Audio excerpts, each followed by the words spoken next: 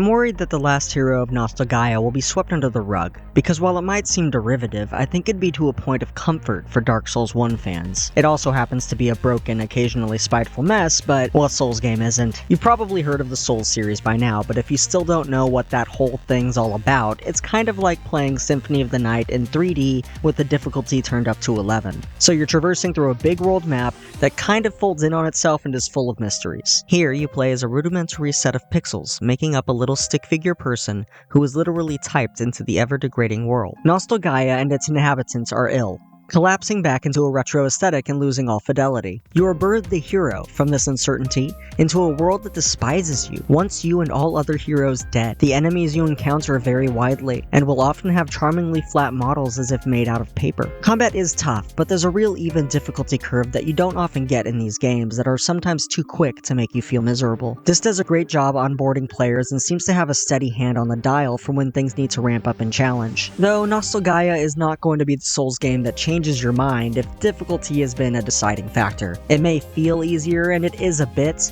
but the last third of the game is some of the harder and more claustrophobic I've come across in these, and the early game still demands a lot from the player. You have 5 classes to choose from that boil down to high vitality, strength, dexterity, magic, and luck. I'm boring, I chose my faithful dex build called the Resolutionary. But after playing it once, I'd be tempted to dive into the magic build because a lot of the coolest looking things I collected were specific to that stat. However, you don't need to worry much about the starting class. You are never trapped. You can level up your stats however you want and have your big hammer, little daggers, mix in a little magic. There's room for player expression. It's a pretty goofy game tonally. Basically, the first thing you do is open a character customization screen where you're given multiple sliders for your stick figure. None of these do a darn thing.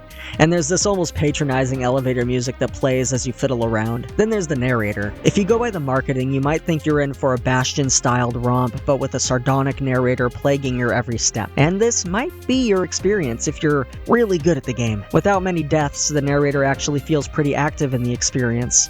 But if you're like me, you're gonna be dying a lot.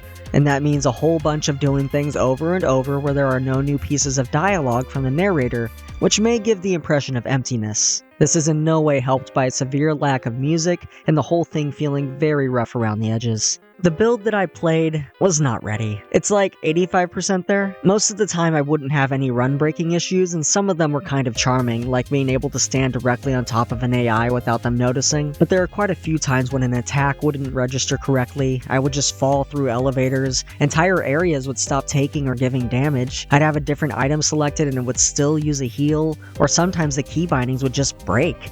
You know, I gotta admit, I found myself pretty dismayed when I found my shopkeeper wouldn't talk to me anymore. So I want to be clear, none of that messed anything up for me. If you're a Souls fan, you owe yourself this little treat.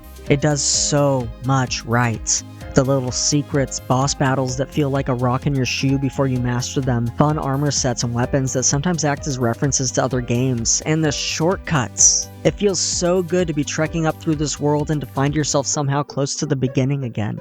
It also feels surprisingly sinister at times. This pink fella called the Reservoir of Pain never sat quite right with me. I will say the 2 endings I had available were pretty lackluster, but that last boss fight is a ton of fun, and undoubtedly I am missing something to do with the true ending. I can't help but think there's more hiding under the surface, but that's the joy of these kinds of games. This isn't as funny as advertised, but there's a good amount of chuckles, and what this is really hiding is a whole bunch of hearts. If you're willing to dig, you'll find something very endearing, and while maybe not as ambitious as you'd think, this is more than worth your time.